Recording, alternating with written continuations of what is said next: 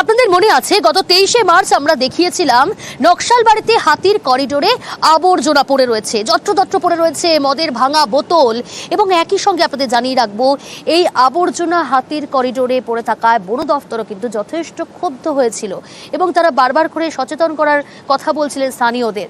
সেই আবর্জনার স্তূপ হাতির করিডোরে নকশালবাড়িতে, এই খবর আমরা দেখিয়েছিলাম গত 23শে মার্চ। আর নিউজ 18 বাংলার খবরের জের আবর্জনা মুক্ত হলো হাতি করিডোর। হাতি করিডোরের কাছ থেকে তুলে নেওয়া হলো ভ্যাট, রাজ্য সড়কের ধার থেকেও উঠল ভ্যাট। সরাসরি রয়েছে প্রতিনিধি বিশ্বজিৎ মিশ্র। বিশ্বজিৎ, নিউজ 18 বাংলার খবরের জেরে অবশেষে হাতি করিডোর পরিষ্কার হলো এবং শুধু তাই নয়, জাতীয় সড়কের ধার যেখানে নোংরা আবর্জনা পড়েছিল তাও কিন্তু পরিষ্কার হলো।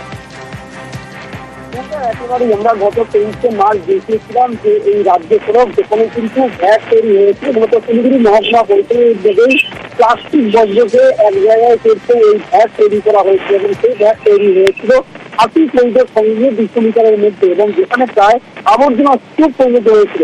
নিউজ 18 বাংলা এবং খবর করার পর প্রশাসনের নজরে আসতেই কিন্তু পদক্ষেপ শুরু, এবং যেখানে দেখা যায় মনিগ্রাম গ্রাম পঞ্চায়েত প্রথম অবস্থায় আশ্বাস দিয়েছিলেন যে দ্রুত এই ভ্যাটকে এখান থেকে সরিয়ে অন্যত্র নিয়ে যাওয়া হবে এবং যে পরিমাণ আবর্জনা আছে তা সরিয়ে ফেলা হবে।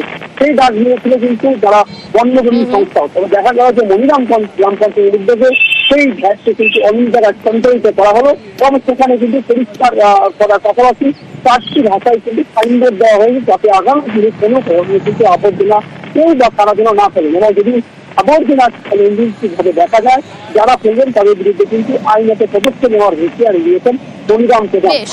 এই ঘটনা আমাদের যে গ্রাম পঞ্চায়েত মনিগ্রাম গ্রাম পঞ্চায়েত থেকে জিসিপি এনে ওইখানে যে সেই রকমভাবে ক্লিন করে ওই জায়গাটা এত সুন্দরভাবে ওইখানে করে দিয়েছেন, তো আমরা খুব খুশি। গ্রামবাসী, নিউজ 18 আর আমাদের গ্রাম পঞ্চায়েতকে ধন্যবাদ জানাচ্ছি। খবরের মাধ্যমে আমরা বার্তা দিয়েছিলাম যে আমরা ব্যাপারটা খুব দ্রুত, খুব শীঘ্র আমরা এটাকে সমস্যা যেটা হয়েছে এটা সমাধান করব, এবং আমরা প্রথম কথা হলো কথা দিয়ে কথা রাখি, তারই সেটাই আজকে আমরা এখানে পালন করছি আমাদের মনিগ্রাম গ্রাম পঞ্চায়েতের পক্ষ থেকে। न्यूज 18 बांग्ला को थैंक यू बोलूंगा कि आपके इनिशिएटिव की वजह से लोगों में एक अवेयरनेस फैली, और उसके बाद मणिग्राम जीपी की तरफ से ही एक इनिशिएटिव लेकर के इसको हटाया गया है। जो वहाँ पे एक मतलब गार्बेज डंप का एरिया बनाया गया था उसको क्लीन भी किया गया है और वो शेड भी हटा दिया गया। तो being a sensitive area, elephant corridor के पास होने की वजह से वहाँ पे ऐसे डंपिंग करते तो प्रॉब्लम बढ़ती, बट एक ये बहुत बड़ा इनिशिएटिव हुआ। बहुत अच्छा लगा कि न्यूज के वजह से एक अवेयरनेस बनी है और लोगों ने एक पार्टिसिपेशन करके उसका सॉल्यूशन निकाला है। হাতির করিডোরে যে বজ্র পদার্থের ড্যাম্পিং করা হচ্ছিল, আমরা শঙ্কিত ছিলাম যে হাতিগুলি ওখানে এসে বজ্র পদার্থ খেয়ে অসুস্থ না হয়ে পড়ে। নিউজ 18-এ প্রসারিত হওয়ার ফলে ওখানকার স্থানীয় প্রশাসন নড়ে চড়ে বসে, সেই বজ্র পদার্থ এবং ড্যাম্পিংটা ওখান থেকে সরিয়ে অন্যত্র নিয়ে যায়। আমরা এই কাজের জন্য ঐরাবতের তরফ থেকে নিউজ 18 সাথে স্থানীয় প্রশাসনকে অনেক অনেক ধন্যবাদ। এবার একটা ছবি দেখাই আপনাদের, দেখুন ছবিটা। আলিপুরদুয়ার হাসপাতাল দেখে তো মনে হচ্ছে কোনো ভাগার, কোনো ডাম্পিং গ্রাউন্ড, না না, আলিপুরদুয়ার হাসপাতালের ছবি এটা। জঞ্জালের স্তূপ, আবর্জনা, 20 বছর ধরে এই রকমই জঞ্জালের স্তূপ হয়ে রয়েছে আলিপুরদুয়ার হাসপাতাল। সেই হাসপাতাল চত্বরে আবর্জনার স্তূপ। অবশেষে হাসপাতালে জঞ্জাল সাফাইয়ের কাজ শুরু হলো। 20 বছর পর জঞ্জাল সাফাইয়ের কাজ শুরু আলিপুরদুয়ার হাসপাতাল চত্বরে। সরাসরি রয়েছে আমার সঙ্গে প্রতিনিধি রাজকুমার। 20 বছর লেগে গেল এই জঞ্জাল স্তূপ সাফাই করতে।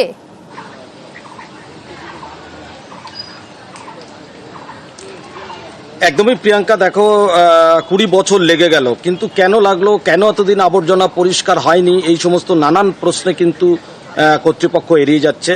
তবে খুশির কথা, আশার কথা হচ্ছে যে অবশেষে এই আবর্জনা সরতে শুরু করেছে এবং হাসপাতাল কর্তৃপক্ষ জানিয়েছে প্রাথমিকভাবে এই আবর্জনা একটা সাইড করে সেখানে যে জায়গাটি তৈরি হবে সেখানে একটা উদ্যান তৈরি করা হবে এবং সেখানে বসার জায়গা তৈরি করা হবে এবং হাসপাতাল কর্তৃপক্ষের এই যে উদ্যোগ দীর্ঘদিন বাদে এই যে আবর্জনা সরাতে পারা, সেই কারণে কিন্তু হাসপাতালের সাথে যুক্ত সমস্ত পক্ষ, চিকিৎসক, নার্স, রোগী, আত্মীয়রা সকলেই যার পর নাই খুশি।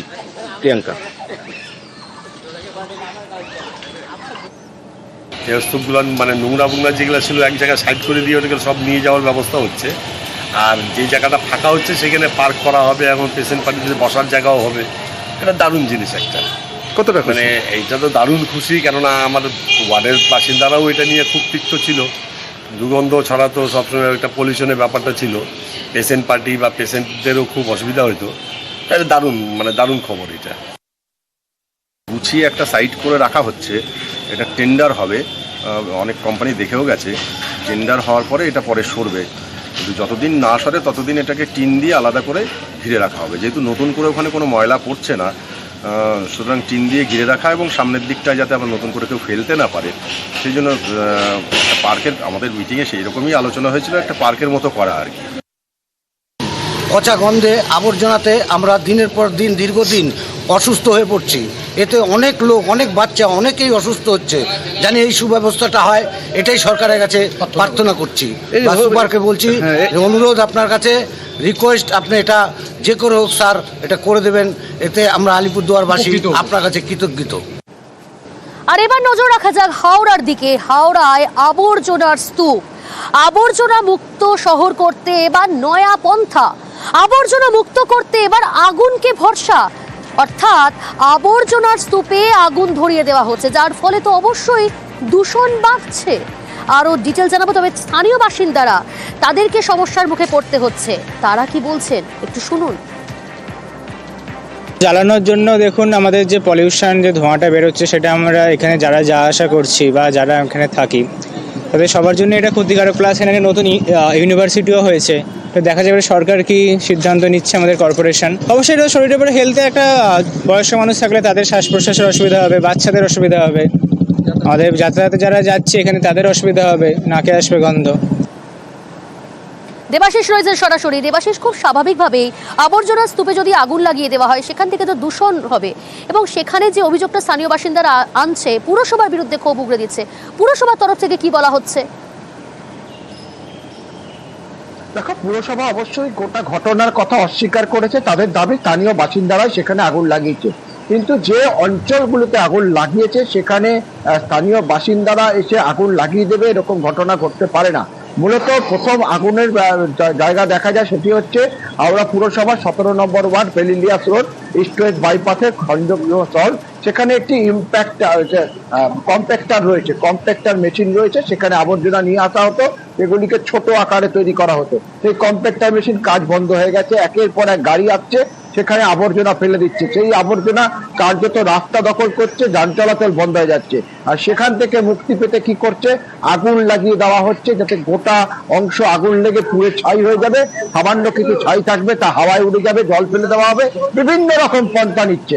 এরকম শুধু একটা জায়গায় নয়, এবারে আমরা যখন বিভিন্ন শহরে বিভিন্ন জায়গায় ঘুরতে থাকি তখন দেখি আরুপাড়া, যেখানে মূলত দ্বিতীয় একটি ভাগাড় তৈরি করার সিদ্ধান্ত ছিল, সেই আরুপাড়াতেও দাও দাও করে চলছে জমে থাকা আবর্জনাতে। স্থানীয় বাসিন্দাদের অভিযোগ, এই আবর্জনাতে একটা দূষণ থাকে, এবং তাতে যদি আবার আগুন লাগিয়ে দেওয়া হয়, এই প্লাস্টিক জ্বলছে, আবর্জনা জ্বলছে, সেই ধোঁয়া চলে যাচ্ছে প্রত্যেকটি বাড়িতে বাড়িতে। ফলে একদিকে আবর্জনা বাঁচাতে দূষণ ছড়াচ্ছে হাওড়া পুরসভা, অভিযোগটা সেরকমই। তবে হাওড়া পুরসভার মুখ্য প্রশাসক তিনি জানিয়েছেন এই কাজ হাওড়া পুরসভার নয়।